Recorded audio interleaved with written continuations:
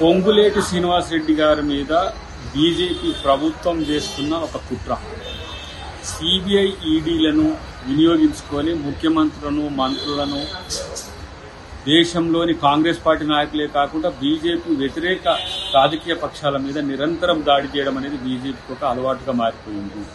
దానిలో భాగంగానే ఈరోజు పొంగులేటి శ్రీనివాసరెడ్డి గారి మీద జరుగుతున్న దాడి, ఇది కాంగ్రెస్ ప్రభుత్వంలో ఉన్న నాయకులను భయపెట్టడానికి, వాళ్ళ యొక్క మానసిక స్థైర్యాన్ని దెబ్బతీసే ఒక కుట్రగా మేము భావిస్తాం. అది కర్ణాటకలో డీకే శివకుమార్ గారి మీద జరిగింది. ఇటువైపు ఏ రాష్ట్రంలో ఆర్థికంగా కొంత బలపడి ఉన్న నాయకులను ఇలాంటి కుట్రలు చేస్తుంది. మా సోనియా గాంధీని, రాహుల్ గాంధీనే సిబిఐ ఈడీలు వదలకుండా చేసిన మోడీ ప్రభుత్వం దీనికి మూల్యం చెల్లించుకోక తప్పదు. ఇలాంటి దాడులతో కాంగ్రెస్ పార్టీకో, కాంగ్రెస్ ప్రభుత్వానికో వచ్చే నష్టం లేదు. వ్యక్తిగతంగా పొంగులేటి శ్రీనివాసరెడ్డి గారికి కూడా వచ్చే నష్టం లేదు. తప్పు చేయకుండా ఒక మంచి బిజినెస్ మ్యాన్గా తెలంగాణలో ఉన్న తనపై రాజకీయ కక్షపూరిత దాడి చేయడం అనేది దీన్ని తీవ్రంగా ఖండిస్తున్నాం. డెఫినెట్గా ఇది బీజేపీ మార్క్ రాజకీయానికి ఇది పరాకాష్ట అని చెప్పక తప్పదు.